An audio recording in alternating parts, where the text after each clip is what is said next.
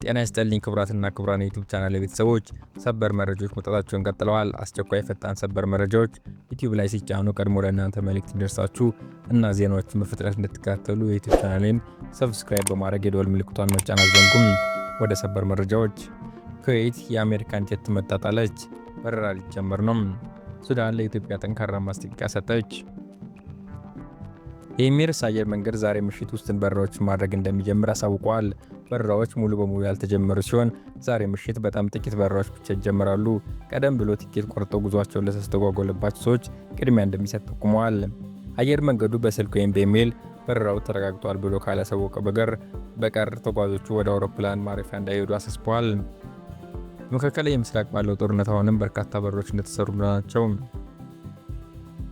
የኩዌት መከላከያ ኃይል በስህተት 3 የአሜሪካ ጦር ጀቶችን F-15A2 ስትራይክ ኢግልስ መጥቶ ጥለዋል። አካባቢ ላይ ካለው ከፍተኛ የሆነ ውጥረት ከኢራን በኩል ከሚሰነዘሩ የሚሳኤልና የድሮን ጥቃቶች ጋር ተያይዞ የኩዌት መከላከያ በስህተት የራሳቸውን ሀገር የአሜሪካን ጀት መጥቶ ጥለዋል።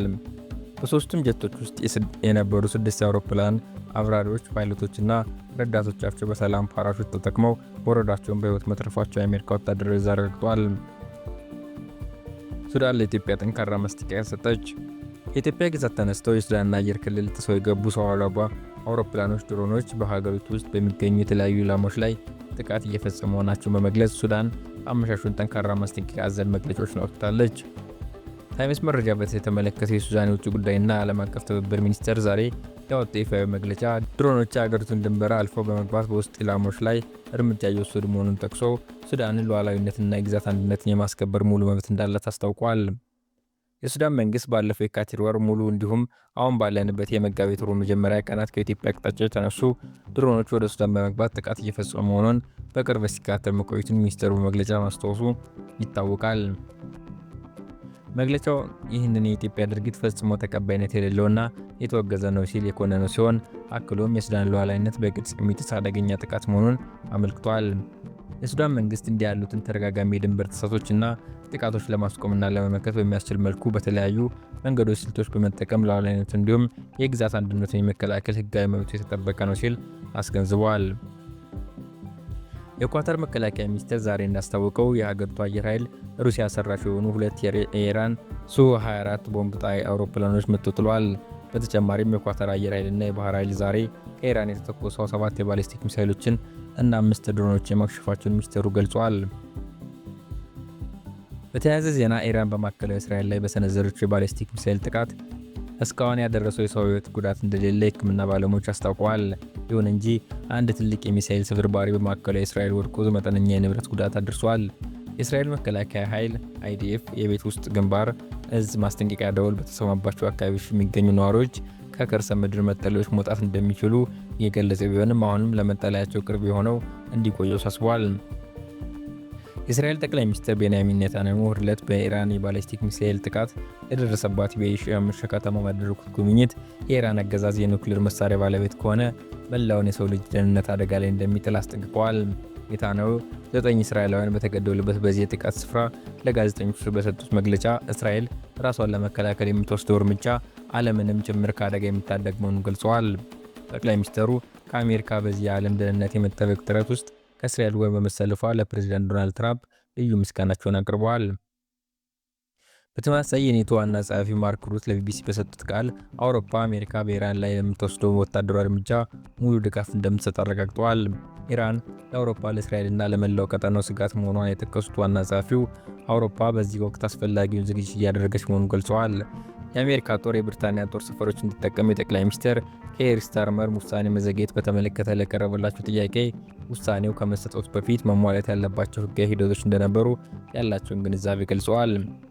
ማርክ ሩት አሜሪካና እስራኤል በኢራን ላይ ጥቃት ከመሰንዘራቸው በፊት መረጃው ስለመኖሩ በይፋ መናገር በፈልጉም ከዋሽንግተን ባለስልጣናት ጋር ተደጋጋሚ ንግግሮች ማድረጋቸውንና ኔቶ ከአሜሪካ ጋር ቅርብ ቅንጅት እንዳለው አጽንኦት ሰጥተዋል። በኢራን ላይ የተጀመረው ይህ የተቀናጀ ወታደራዊ ዘመቻ የቀጠናውንና ዓለም ደህንነት ለመጠበቅ ያለመ መሆኑን ሁለቱም መሪዎች በመግለጫቸው አመልክተዋል። ከዱባይ የሚወጡ የተወሰኑ ሰዎች የያዟቸው በረራዎች ሊደረጉ ነው። ከዱባይ የሚወጡ የተወሰኑ ሰዎችን የያዙ በረራዎች ሊደረጉ ነው። የዱባይ አውሮፕላን ማረፊያ የተወሰኑ በረራዎችን ትናንት ምሽት ላይ እንደሚጀምር አስታውቋል። በረራዎቹ ከዓለም አቀፍ የዱባይ አውሮፕላን ማረፊያና ከአልማክታም ዓለም አቀፍ አውሮፕላን ማረፊያ የሚነሱ ይሆናል። ሆኖም ግን ከአየር መንገድ ጥሪ ያልደረሳቸው ተጓዦች ወደ አውሮፕላን ማረፊያ እንዳይሄዱ አሳስቧል። ዱባይ የሚገኘው የኤሚሬትስ አየር መንገድ ቀድሞ ለበረራ የተመዘገቡ ተጓዦችን እንደሚያስተናግድ አስታውቋል። በሌላ በኩል ጀርመኒ በመካከለኛው ምስራቅ የሚገኙ ዜጎቿ የሆኑ ቱሪስቶችን ለማስወጣት አውሮፕላኖችን እንደምትልክ ተገልጿል። የዩናይትድ ኪንግደም መንግስትም ዜጎች ለማስወጣት እየሰራ እንደሆነ የገለጸ ሲሆን 100,000 ሰዎች መመዝገባቸውን አሳውቀዋል። አሜሪካና እስራኤል በኢራን ላይ በፈጸሙት ጥቃት የተገደሉት የኢራን ጠቅላይ መሪ አያቶላህ አሊ ኻሜኒ ሚስት መገደላቸውን የአሜሪካ መንግስት ቴሌቪዥን አረጋገጠም። የጠቅላይ መሪው ሚስት ማሴሩህ ኦታቴ ባጋርዜ የተገደሉት ቤታቸው ውስጥ መሆኑን ቴሌቪዥን ጣቢያው ገልጿል። ቀደም ሲል የኢራን መገናኛ ብዙሃን ግለሰቧ ኮማ ውስጥ እንደነበሩ ዘግቦ ነበር። ቅዳሜ በተፈጸመው ጥቃት ከአያቶላህ ኻሜኒ በተጨማሪ ሴት ልጃቸው፣ የልጃቸው ባልና የልጅ ልጃቸው መገደላቸው ተዘግቧል። የጠቅላይ መሪው ሚስት ከአያቶላህ ኻሜኒ 4 ወንዶችና 2 ሴት ልጆች ነበሯቸው። ይህ በእንዲህ እንዳለ እስራኤል ጦር እሁድ በሊባኖስ ቤይሩት ውስጥ በፈጸመው ጥቃት የህዝቡን የደህንነት ኃላፊ መገደሉን አስታውቋል። የእስራኤል ጦር እሁድ ምሽት ቤይሩት ውስጥ በተፈጸመ የተነጣጠረ ጥቃት የህዝቡን ደህንነት ተቋም አዛዥ የሆነው ሽብርተኛው ሁሴን ማክሪድን መደምሰሱን አረጋግጧል ሲል ባወጣው መግለጫ አስፍሯል። የአሜሪካ መከላከያ ጸሐፊ ፒት ሄግሴት በኢራን ላይ ለሚወሰደው እርምጃ በታሪክ በጣም የከፋው ስብስብ የሆነና ኢላማውን የመታ እንደሆነ ተናገሩም። የመከላከያ ጸሐፊው ትናንትና በሰጡት መግለጫ ጦርነቱን እኛ አልጀመርነውም፣ ግን በፕሬዝዳንት ትራምፕ አስተዳደር ስር እንጨርሰዋለን ብለዋል። ኢራን የኒውክሌር ጦር ለመገንባት አይደለም በሚል እየዋሸችን ነበር ያሉት ፒት ሄግሴት አሜሪካ በኢራን ላይ የምታደርገው ጥቃት ወደማያልቅ ጦርነት እንደማያመራም ገልጸዋል። የአሜሪካ ግብ የቴህራን ሚሳኤልና የደህንነት መዋቅር መበጣጠስ እንደሆነ ተናግሯል። ኢራን የኒውክሌር መርሃ ግብሯ ሰላማዊ እንደሆነ በተደጋጋሚ ብትገልጽም የመከላከያ ጸሐፊ ግን ሰላማዊ የኒውክሌር ፍላጎት ተራራ ስር አይደበቅም ብለዋል። ቴህራን በሰላማዊ መንገድና በምክንያታዊነት ከአሜሪካ ጋር ለመደራደር እንዳልፈቀደችም ተናግረዋል። ሚሳኤል ለማከማቸትና የኒውክሌር ጦር ግንባታ ፍላጎታቸውን ለማሳካት ጊዜ እየገዙ ነበር። ፕሬዚዳንት ትራምፕ እንዲህ ያለ ጨዋታ አይፈልጉም ሲሉ በመግለጫቸው አክለዋል። ኢራናውያን ይህንን ታላቅ ዕድል ሊጠቀሙበት ይገባል ሲሉም ተደምጠዋል። ትራምፕ ወደ ኢራን የምድር ጦር ለመላክ ዝግጁ መሆናቸውን አስታወቁም። ፕሬዚዳንት ዶናልድ ትራምፕ ሰኞ ዕለት በሰጡት መግለጫ አስፈላጊ ሆኖ ከተገኘ የአሜሪካ የምድር ጦር ወደ ኢራን ለመላክ ወደ ኋላ እንደማይሉ አስታወቁም። ኦፕሬሽን ኤፒክ ፉሪ የተሰኘው ወታደራዊ ዘመቻ ካሰቡት በላይ ስኬታማ እየሆነ መምጣቱን የገለጹት ትራምፕ ግጭቱ በጥቂት ሳምንታት ውስጥ ሊጠናቀቅ እንደሚችል ግምታቸውን አስቀምጠዋል።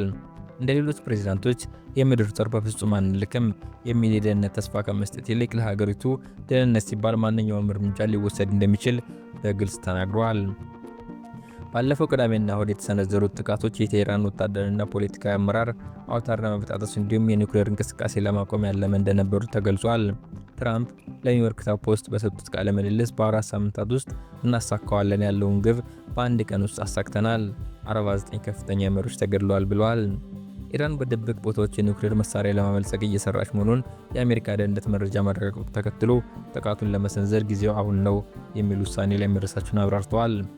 ምንም እንኳ የህዝብ አስተያየት ጥናቶች የአሜሪካውያን ዝቅተኛ ድጋፍ ቢያሳዩም ትራምፕ ግን ለፖለቲካዊ ስጋት ግድ እንደማይሰጣቸው ገልጸዋል። የሚደረገውን ትክክለኛ ነገር ማድረግ አለብኝ፣ ይህ ከረጅም ጊዜ በፊት መደረግ ነበረበት ያሉት ፕሬዝዳንቱም ኢራን የኒውክሌር ጦር መሳሪያ ባለቤት እንዳትሆን መከላከል ከማንኛውም የፖለቲካ አደጋ እንደሚበልጥ ተከራክረዋል። አሁንም ቢሆን የምድር ጦር ማዝመት ምናልባትም አያስፈልግም ቢሉም ከተገደዱ ግን ለዚያም ዝግጁ መሆናቸውን በማሳወቅ ለኢራን ጠንካራ ማስጠንቀቂያ አስተላልፈዋል። አብራችሁን ስለቆያችሁ አመሰግናለሁ።